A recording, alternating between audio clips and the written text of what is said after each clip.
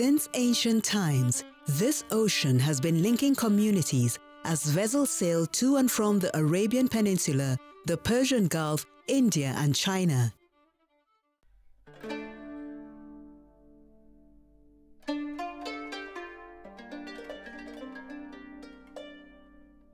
Using monsoon winds during those days, sailors navigated their dhows and docked either to load or offload consignments at various ports along the shores of the Indian Ocean. Neno ambalo linatumika sasa kwa bahari hii inaitwa bahari ya Hindi kwa sababu ya uhusiano wake na India. Lakini na likuja neno hili baada ya wageni kuja huko hasa Waingereza ndio waliita Indian Ocean. Lakini kwa asili nilivyosikia wazee mimi ni kwamba wasema jina lake ilikuwa kiitwa Ziwa Kuu. There was no direct trade with China, but there was transshipment. So up to India or up to the Malacca Straits in what is now Malaysia. And there Chinese ships took over and gave China plates, silk, etc. And we gave ivory as a major aspect of Chinese culture and arts. This body of liquid makes up about 20% of Earth's water. It borders Asia to the north, Antarctica to the south, Australia to the east, and the African continent to the west. Kwa hakika bahari ni kiungo cha maisha yangu kwa miaka ya zaidi ya 1000 ama 2000 iliyopita.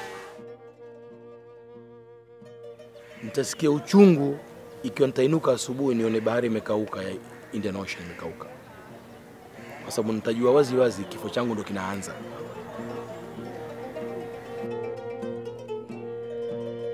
You're in the middle of the ocean.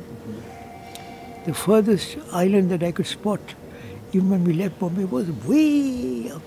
I said, could I swim from here to there without drowning?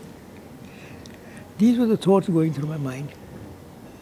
So when I landed over here, that is when my journey in life began.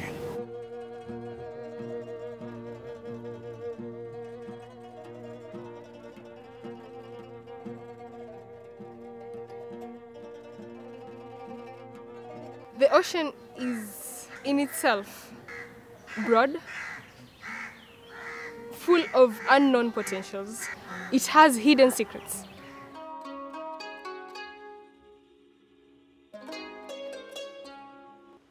I think it's the single most powerful source of energy probably on the planet, is the movement of the oceans. It's the energy that drives, that drives everything.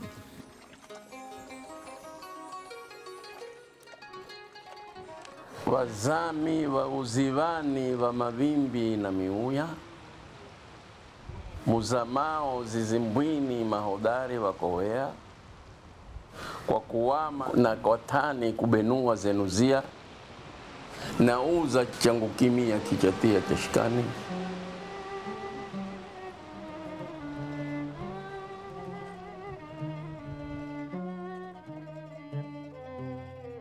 Social behavior and norms in a particular society are referred to as culture, a way of life that includes language, religion, attire and cuisine. Tulikuwa tukijulikana kama Wangozi. Kitarehe kwamba tuna zaidi ya miaka 2000 toka wakati wa Nabii Isa alayhi salam. It is typically a Bantu language which is not mixed up with any other language. Kuja kubadilika kwao kutoka Wangozi kuja Waswahili ni Muhammad ibn Batuta, mpelelezi au mchunguzi wa lugha za bara la Afrika. Alipotoka zake Morocco kwenda Maka kwenda kuhiji, akateremka katika mji wa Mogadishu.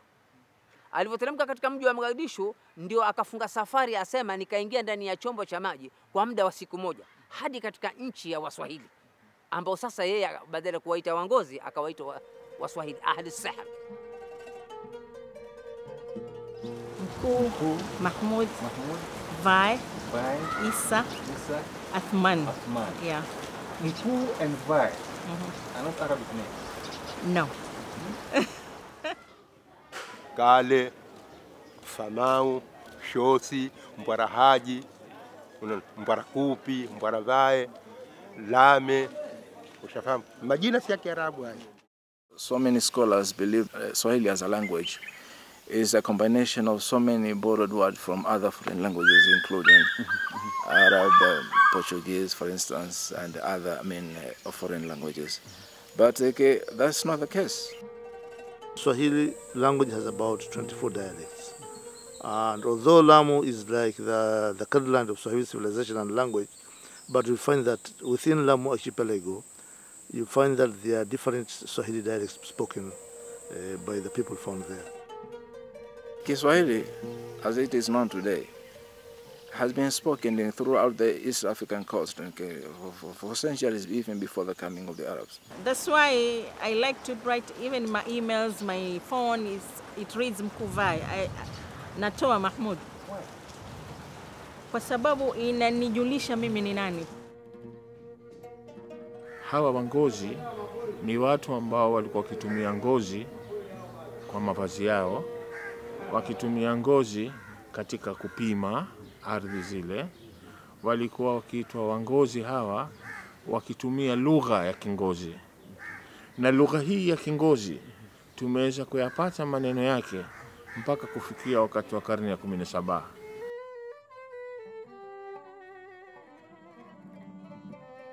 Sana tunakula kama mahamri, bajia, viazi, chapati, kuna wali wa pilau, kuna na biriani.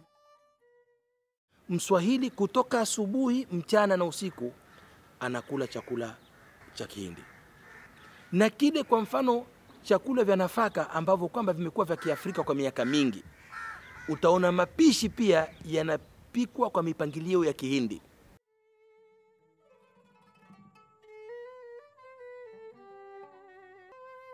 This is one of the several ruins of Swahili settlements that dotted the East African shores.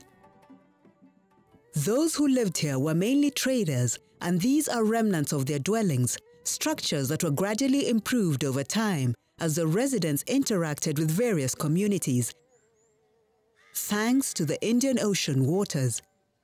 Waturki walikuja, Wafursi walikuja, Machina walikuja, Wahindi walikuja. Ina maana kwamba kulingamana na ile athari pia ule utengenezaji wa ubunishaji, utakuta kwamba huku kwetu utakuta watu walikuwa ni wajenzi na wavumbuaji vitu wakati ule. Here we are in the palace. A pot is to be placed here, and then it has a lid and a cup for them to have it whenever they need water.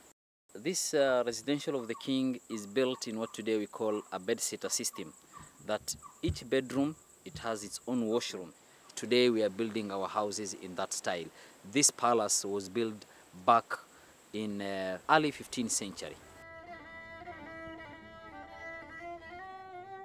The 16th century was the beginning of the decline of the Swahili dynasty.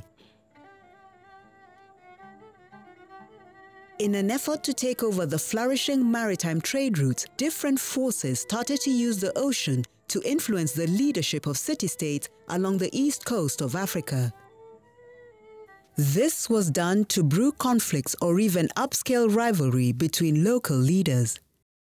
In any given place had its own government. Normally, there was a council of elders, and the council of elders will appoint or will elect among themselves one person who will rule for a period of 3 years. Party town at that time, they had succeeded to conquer so many towns, including Manda. At that time, for that reason, they considered Lamu as part of their realm. That in conquering Lamu, it could make them a more powerful town, the Swahili city-state. So they invited the Mombasa people at that time, the Mazrois, to come and assist them to conquer Lamu. A nation could come and hit Malindi, and Mombasa would rejoice. Or Malindi would hit Lamu, and Kilwa would rejoice. The city-states began to be attacked by the Portuguese or began to be in alliance with the Portuguese, and slowly the city-states disappeared. Mavuno unaopata si mali yako. Wewe fanya kazi tu ya mavuno, utapewa chako tu chakula, kilichobakia ni cha mreno. Wazee walifika wakati wakawa washachoka, lakini wakapata habari kuwa kuna wenzao, Waislamu wenzao walipambana naye sana huyo, wakaona watoke wende wakatafute msaada kule, na nchi yenyewe ikawa ni Omani. Kwa hivyo wakatoka mwaka 1660 kukaja wa Omani sasa, wakiwemo Wabulushi, jemadari Shahadat Chota na Tangai, alafu Mazrui wakaletwa kama askari, Basami, Maamiri, Shikeli, mpaka Wanubi wakaletwa kusaidia wenyeji wawaondoe Wareno. Baada ya vita vya miaka 5 wakaondolewa. Baada ya kuondolewa, Mazurui Arabs walipokuangalia hii sehemu, utamu wake wa kiuchumi, na kwa vile watu waliokuwa hapa pia ni Waislamu, wanakubaliana wao katika mila na desturi, wakaona hapa ndi mahali pa kuja kukaa. In 1886, the East African coast attracted more Europeans, and the British East Africa Company landed on an island which is now called Mombasa. This they did to set up infrastructure to allow trade exploitation further inland.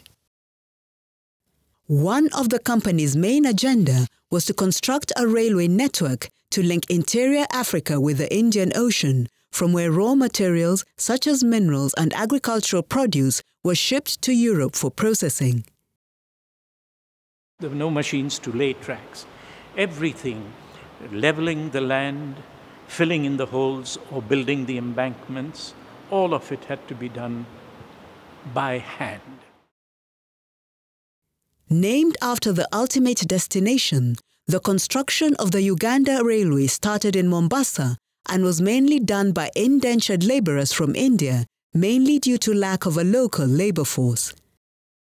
Originally, it was with wood, and my grandfather drove it on wood as a fireman, and then later oil. This is what will start the steam. There's a boiler there, water is pouring, the fire is here. Jhelum is the river which gave birth to my great-grandfather.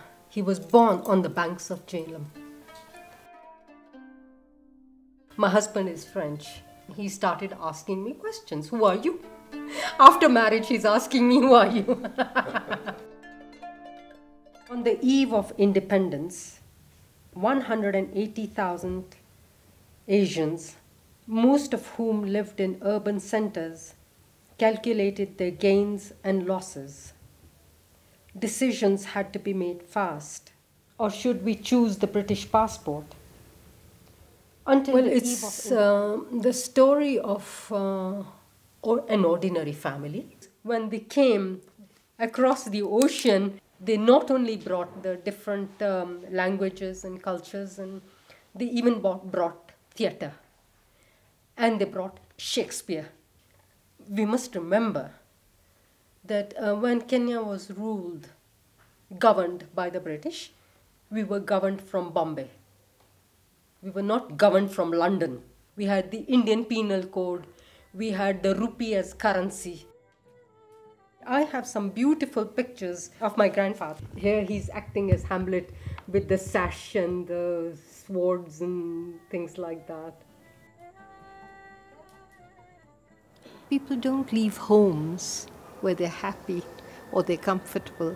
They leave to find a better way of life.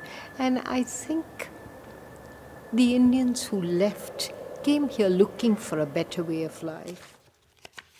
When I started reading about the history of Kenya, I found that the history is from a very British colonial point of view. There was very little, if anything, on the story of the Indians in Kenya. When we were in Delhi walking around, he says, Kuldeep, don't you feel that you belong here? I said, quite frankly, I don't. I feel nothing. Though I'm an Indian, I don't feel that I belong here, I belong there. Immediately we go to India, they recognize us as outsiders. They can sense it from the way we speak, from the way we dress.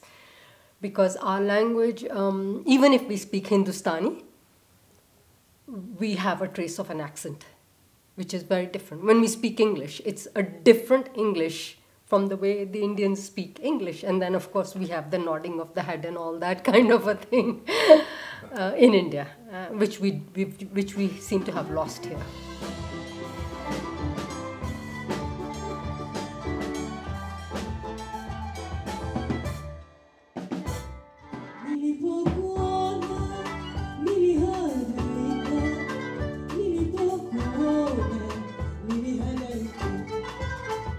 This is Taarab music being performed by Zanzibari-based Siti and the Band.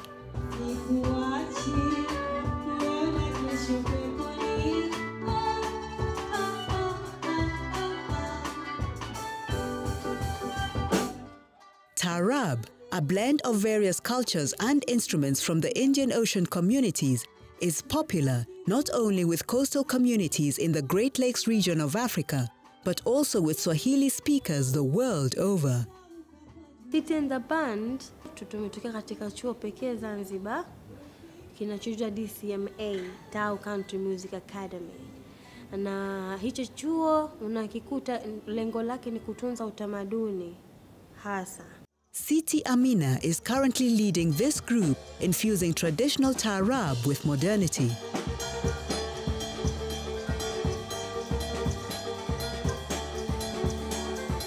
While singing, one gets the feel of traditional tunes such as chakacha and rumba.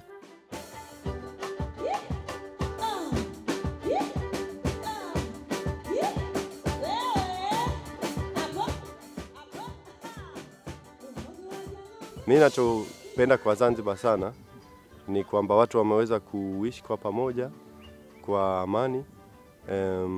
Utamaduni umechanganywa. Tukiangalia chakula, tukiangalia muziki, tukiangalia hata lugha.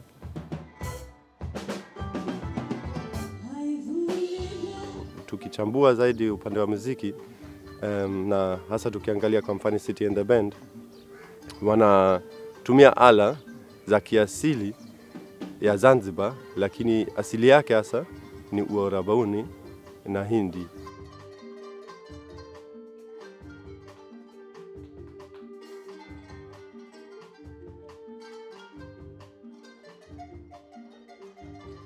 As much as the Indian Ocean connected communities, these waters also facilitated movement of people without their consent. Ndani ya shimo hili kuna vitu kama vile vipande vya chuma na vilivyopachikwa kwa ukuta, chain zile ambazo zilibakia hapa miaka hiyo ya karne ya 16 hadi 18 wakati watumwa walikuwa naiko hapa. This is Mzee Demla, named after his great-grandfather who was rescued from aboard a slave ship that was sailing off the coast of East Africa during the Indian Ocean slave trade. Jina lake alikuwa anajulikana kama Reverend James Rosen-Demla. James Rosen-Demla was the name given to Mzee Demla's ancestor, who was held captive in Nyasaland, a country that is now known as Malawi. After his rescue, the senior Demla was handed over to Christian missionaries who, together with the rest of the ex-slaves, were sent to Bombay, India for training. Wakawa full priests, wakawa mafundi. Sometime in 1896, 6 of those who had traveled to India returned to Mombasa to assist in the rehabilitation of thousands of their colleagues who had also been freed. They were called Bombay Africans. Alfred Robert Tucker, the 3rd Bishop of Eastern Equatorial Africa, 1890 to 1899. He ordained William Jones and Ishmael Semler as priests in 1896. Made Reverend James Demla deacon the same year.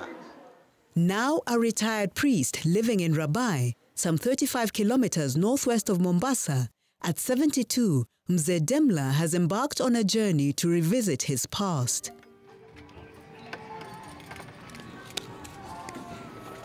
The dream that somebody had in mind is being fulfilled.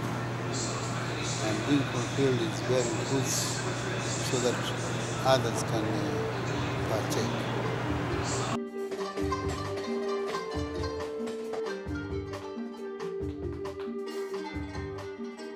As we know, there are currents and undercurrents of linkages and exchanges, demographic, cultural, economic, political, ideological, and diasporic between India and Africa. And in this context, the role of transregional Afrasian entanglements is important in understanding the present dynamics and future perspectives of India-Africa relations. I think we all share a great interest in the contours of a changing world, an increasingly multipolar world, and a world where I think all regions and countries have to start redefining themselves. Well, it's lovely. We have people from 4 continents, from America, from Europe, from Africa, from India. And these are people who've been working in this area for a number of years, so rich scholarship and an inter-exchange of interdisciplinary, whole wide range of topics that are going to be. After the forbidding of slaves by Hamilton Treaty, and in 1859, British Navy ship carrying liberated Africans set anchor at the Bombay Harbour.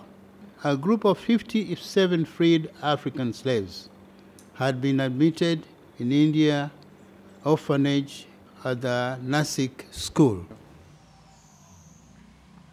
This is the closest I could come, tracing my ancestors stepping. For the work, Lord, please come down. As you use this place to train our people to come to Africa so that we may know. We thank you, Lord, because you did it, and we shall continue. In the name of the Father, the Son, and the Holy Spirit.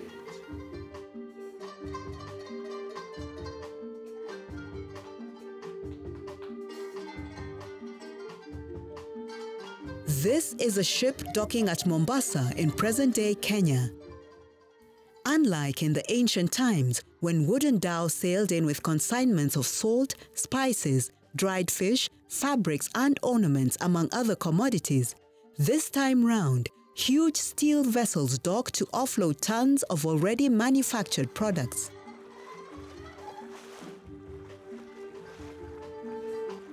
This is a clear indication that the Indian Ocean is still a force to reckon with, as the salty waters continue to facilitate movement of people and goods, just as has been the case from time immemorial.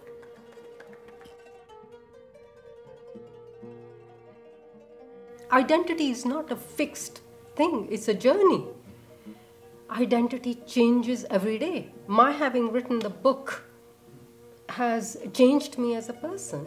My sitting here with you, talking about my identity changes me every time I speak about it. Identity is just not a fixed entity. You know, it grows, it evolves. And having come here through these 4 generations, we have changed tremendously. Memories, traditions and values moved as well with those people.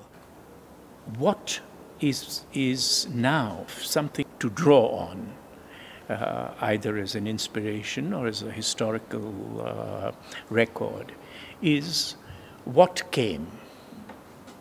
What are these memories? What are the traditions and values? Have these people sustained them, carried them on?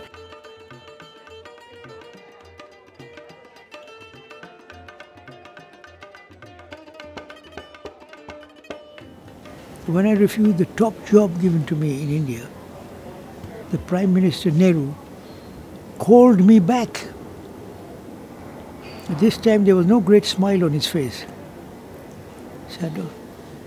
He says, I hear you're leaving us, you don't want the job that's been offered to you. I said, "Sir, I don't feel like for it." He said, "Okay, I understand. Make me one promise." "Yes, sir. And when you go back, you will work and do everything you can for the African, not for the British, for the African." So I think in my own small way, this is what I have done. I have hotels in which I have given a lot of employment to a lot of people. All my life I've done that.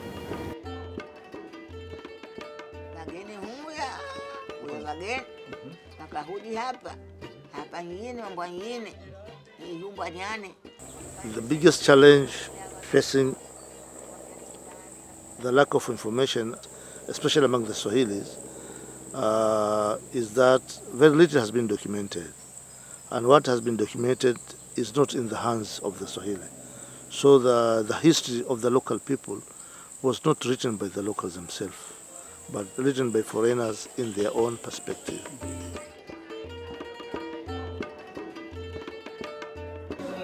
In my heart, there is a voice that is talking like Martin Luther King. I have a dream. I have a dream. I have a dream. I am, if you like, a man of the future. I am a man of the future. That's what I feel.